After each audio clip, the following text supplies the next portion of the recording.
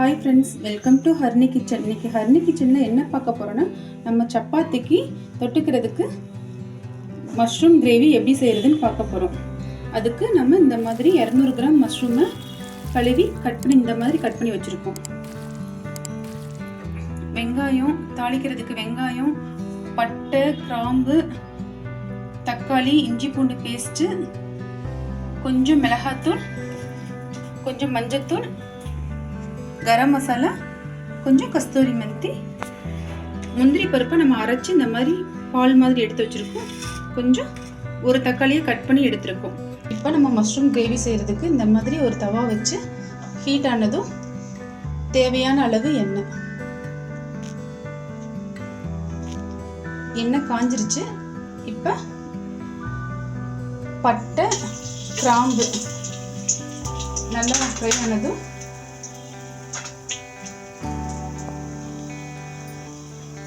பொடிசா கட் பண்ணி வச்சிருக்கிற வெங்காயத்தை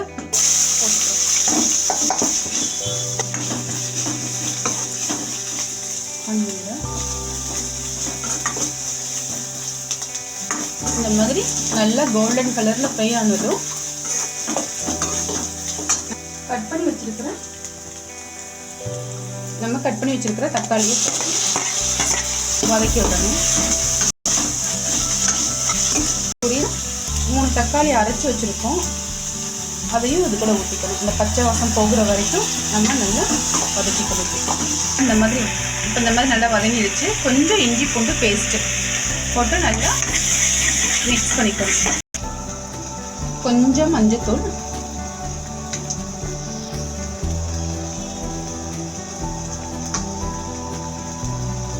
அரை ஸ்பூன் மிளகாத்தூள், கொஞ்சம் கரம் மசாலா, தேவையான அளவு உப்பு. இந்த மாதிரி நல்லா மிக்ஸ் பண்ணிட்டு இப்போ நம்ம அரைச்சி எடுத்து வச்சிருக்கிற முந்திரி பருப்பு பால் ஊற்றிக்கிறோம். நல்லா இந்த மிளகாத்தூளோட பச்சை வாசலாம் போகிற வரைக்கும் நல்லா நம்ம இந்த மாதிரி மிக்ஸ் பண்ணிக்கலாம். இப்போ நல்லா இந்த மாதிரி கொதி வந்ததும் நம்ம கட் பண்ணி வச்சிருக்கிற மஷ்ரூமை இதில் இப்படி போட்டுக்கணும். இந்த மாதிரி நல்லா கிடக்கும். இப்போ நல்லா இந்த மாதிரி கொதிச்சு நல்லா சுண்டிடுச்சு. ஆகும்போது நம்ம கஸ்தூரி மெந்தி லேசாக மேலாக தூவி விட்டுக்கணும். நல்லா டேஸ்ட்டாக இருக்கும். இப்போ மஷ்ரூம் கிரேவி ரெடி ஆயிடுச்சு. இந்த வீடியோ பிடிச்சிருந்துச்சுன்னா லைக் பண்ணுங்கள், ஷேர் பண்ணுங்கள், கமெண்ட் பண்ணுங்கள். டேஸ்ட்டாக இருக்குது, வேறு லெவலு.